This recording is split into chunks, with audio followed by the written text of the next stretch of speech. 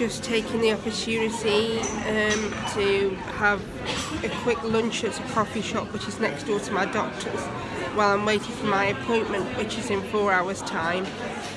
So it's not really worth going home because taxis are very expensive, and by the time I got home it wouldn't be worth going home to come back.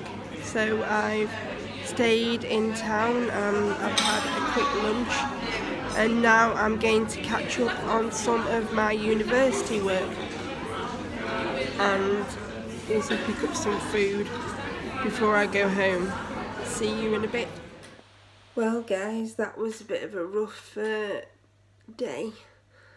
I got quite ill before I went into the doctor's, and I couldn't sort of move into a different position without being in quite significant pain. So the doctor thinks it's just an exacerbation of my hip problem because I've been sat up instead of resting in bed for a lot of the past 3 days.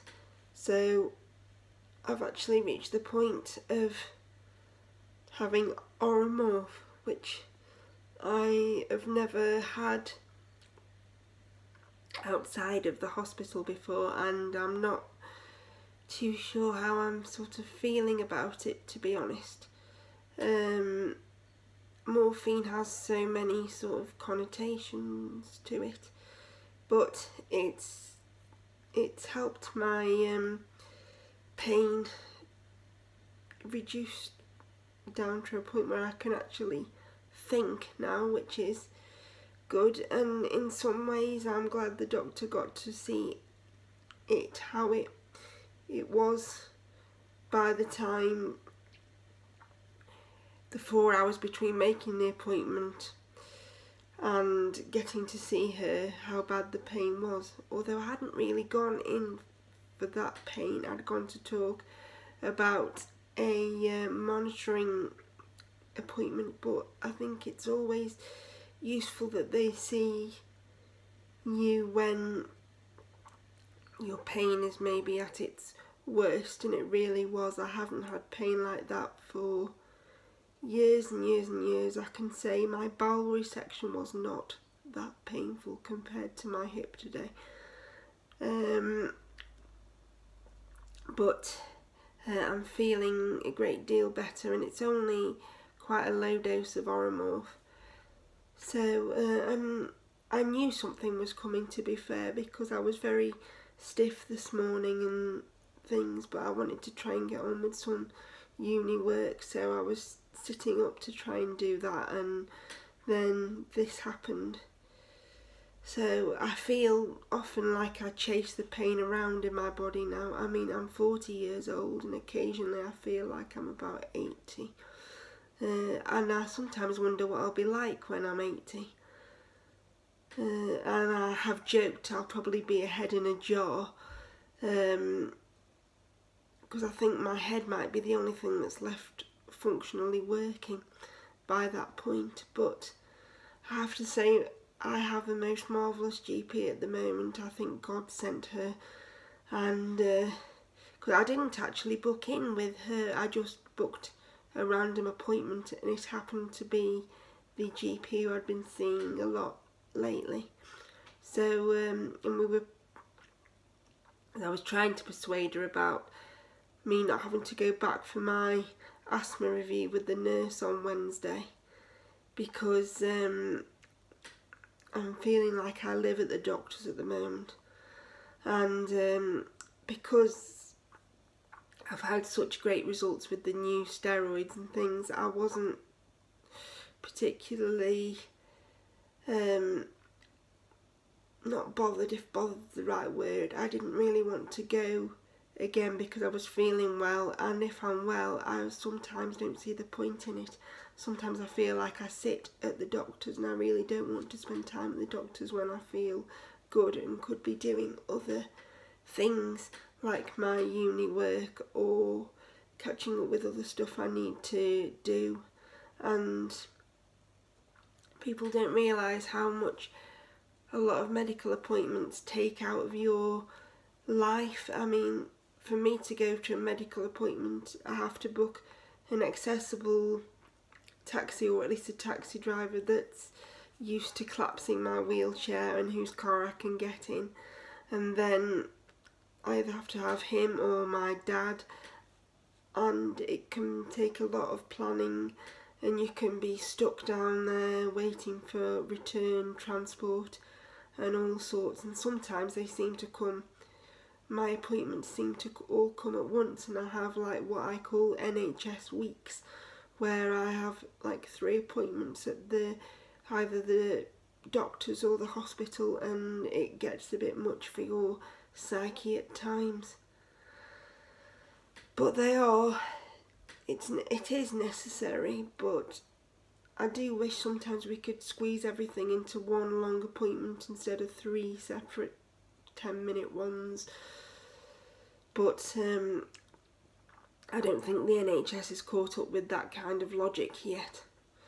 And things are very definitely not like they used to be when they used to have the younger peoples with disabilities team, where you go in a room and you could see everybody all at once. In the great infinite wisdom, they seem to have disbanded that kind of logic, which means that sometimes I can have to see a district nurse, a doctor, a consultant, another kind of nurse, and somebody else, all in the same week, but not all in the same room. So you spend a great deal of your time trying to explain to people and get everybody on the same page in a way that I can't remember doing when I was in my younger teenage years, when they had the special needs team that got everybody together. But I don't think there's a lot I'm going to be able to do about that, particularly not within the next few years anyway, other than to try and make vlogs to talk about the need for a more multidisciplinary approach to the management of people with chronic disabilities, particularly those with cerebral palsy, who seem to get lost in the great sort of shuffle because we don't, or very often don't, get acutely ill. We don't get seen by the like the general NHS hospital, because that is to do with acute care and not necessarily chronic care. And I think the NHS still has a great deal to achieve when it comes to care of people with chronic conditions, and with the aim of preventing acute illness. But I'll do some work or try and settle down to some studying now, and I'll see you in my next clip. Okay. I've been joined here on my bed rest by Tilly, my favourite furry person.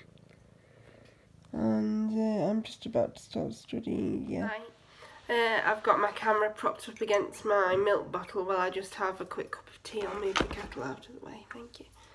So I did a bit of studying yesterday. I've had to do the reading mostly using the Kindle app with the voiceover, which is a tool I use quite a lot for studying, but it's very arduous, because every time you want to highlight a piece of text in the book you're reading, well, it's reading it to you, you have to stop the voice and then start again, and it reads a page at a time, so it can be seem quite arduous.